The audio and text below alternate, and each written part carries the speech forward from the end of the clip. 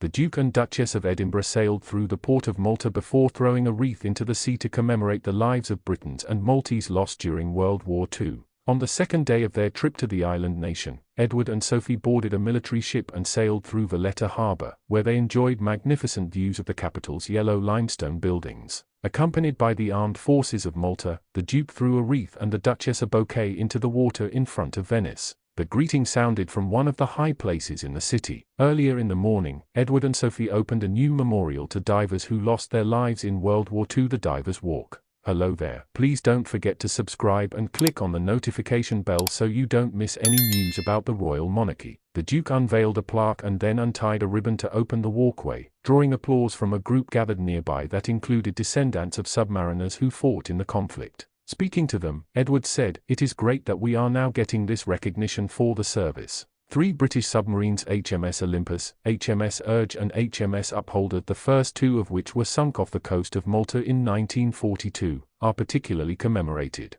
The Duke and Duchess then visited the National War Museum, where they viewed a plaque marking the site where the late Queen Elizabeth II, then the Duchess of Edinburgh, received the Mediterranean Fleet salute before entering the harbour in 1950. The late Prince Philip, Duke of Edinburgh, was with the fleet as First Lieutenant on HMS Chequers, according to the plaque. Sophie touched the words Duchess of Edinburgh on the stone and said it was very special to see it. After the boat trip, the Duke and Duchess walked to the Maritime Museum, where they greeted members of the public as they passed, many of whom took out their phones to take photos and videos of the royal pair. Once at the museum, Edward and Sophie spent a few moments on the balcony overlooking the harbour before entering a reception attended by members of the Armed Forces and members of the Malta and UK Veterans Association. The Duke later opened a new headquarters for the Duke of Edinburgh's International Award in Malta. Sophie, 59, and Prince Edward, 60, are on a 4-day visit to the island to mark the 60th anniversary of its independence and celebrate the country's shared rights,